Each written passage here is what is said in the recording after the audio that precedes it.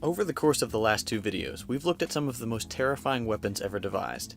As interesting as that is, it's kind of depressing. So in this video, we're going to look at some of the least effective weapons in all of history. So without further ado, and in no particular order, to the list. First up, one of my favorites, the double-barreled cannon. You've probably never heard of this abomination, but the idea's been around for a very long time.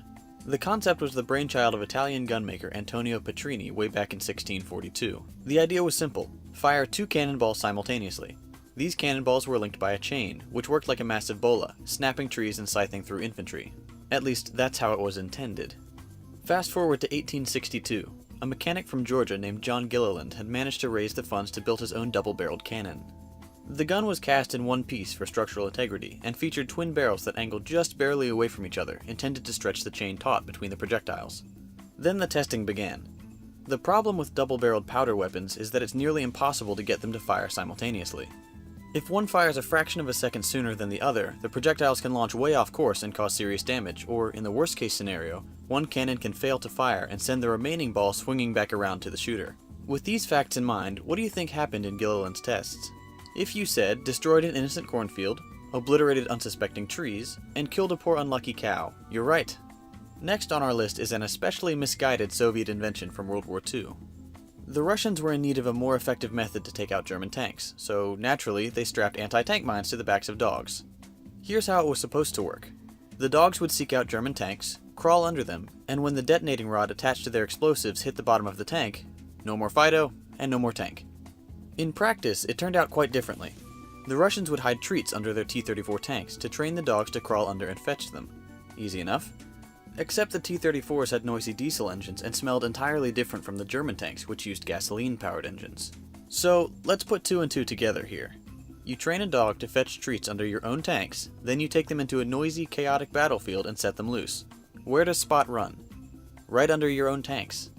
Some dogs wouldn't know what to do, and would come running back to the Russian defenses, where they would bump something with their detonating rod and, play dead.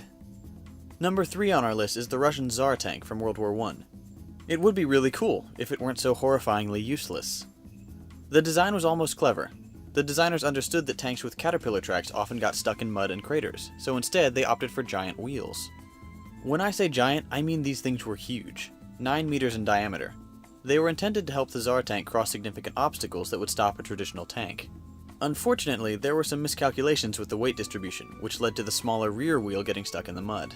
This beast would have housed a crew of 18, and been armed with either cannons or machine guns in 2 turrets, one on top of the carriage and a smaller one slung underneath. Additional machine guns could be placed inside the sponsons, the small armored pods behind the wheels. When the single prototype was ready, the real-world tests began. The trials went well at first. The tank crushed obstacles like trees with ease. But then its fatal flaw was revealed.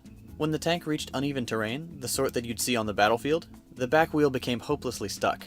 The Tsar tank's massive 60-ton weight was so unevenly distributed that it couldn't even be dug out. So there it stayed, never seeing action and slowly rusting away until it was sold for scrap in 1923. As terribly ineffective as the Tsar tank was, it captures the interest of many to this day, and there are rumors it's being considered as a new piece of content for Battlefield 1. The last weapon on our list might just take the cake. It was called the Blue Peacock nuclear mine, and it was developed by the British for use in Germany in the 1950s. The project's goal was to bury 10 of these 10-kiloton nuclear mines in the North German plain in preparation for a Soviet invasion from the east. British officials stated that they wanted to not only destroy facilities and installations over a large area, but deny occupation of the area to an enemy for an appreciable time due to contamination. The bombs were to have 3 methods of detonation. First, they could be triggered by wire from 3 miles away. Second, they could be set on an 8-day timer. Or third, they would automatically detonate if their anti-tamper devices were tripped. Okay, so they're big nuclear mines. What's the problem with that? Well, aside from how the Germans would have felt if 10 nukes blew up in their backyard, it's how the British solved the temperature problem that earns this weapon a spot on the list. The problem was that German winters can get very cold, especially for metal objects buried in the dirt. The British were concerned that the sensitive electronics inside the mines would fail after a few days of extreme cold, so they devised a plan to keep them warm throughout the winter. The proposed solution? Bury live chickens with the bombs. That's right, the plan was to bury live birds along with feed and chicken wire to keep them from pecking at the bombs. Apparently their body temperature alone would have been sufficient to keep the electronics functioning properly. Luckily for everyone, the project was scrapped in 1958 out of concern for the nuclear fallout and political risks of burying nuclear weapons in Allied territory.